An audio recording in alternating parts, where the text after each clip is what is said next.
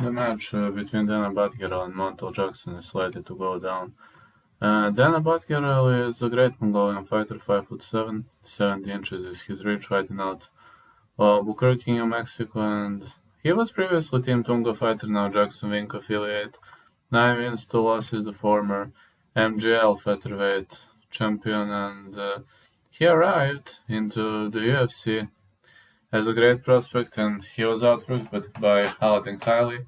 Then he stopped Kevin Natividad and Guido Canetti, great finisher, and extremely tough fighter. He kind of reminds me, according to his fighting style, on Batson Barrel Dagvadorj. Yeah, prison guard Batson Barrel Dagvadorj. Well, that guy is a very, very strong, good wrestling, good striking, and good anti-grappling ground game. Montel Jackson, 10-2. He is more of a UFC vet, you can call it that way. And then a light contender series, he defeated Rico Di Sciollo via TKO. His only losses came to Brett Jones and Ricky Simon via unanimous decision.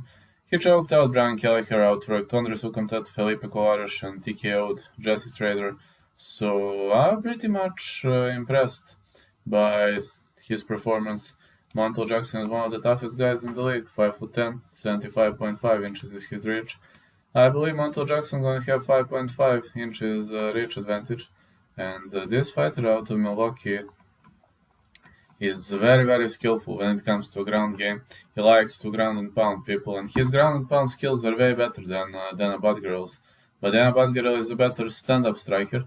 If we discuss the submission game, maybe the submission game could be even equal. Danaa Batgerel is good with submission defense, and on the other side, Montel Jackson submitted Brian Kelleher, which is not an easy job to do. It's very, very hard to submit Brian Kelleher, so I think his submission game is actually very good, but Danaa Batgerel is also good when it comes to submission game. For example, Hightail rear naked choke. You will say that that guy is a very, very poor fighter, but he also took part at Baikal Fighting Championship. These are not weak promotions. People will say, oh, what kind of promotions are these? Believe me, he also outworked K. Cara France in 2013. So, yeah, he had a great break period in his career, but Storm is still extremely dangerous. Also, I believe Storm is slightly weaker in clinch. I think I'm going to go with Montel Jackson on this one.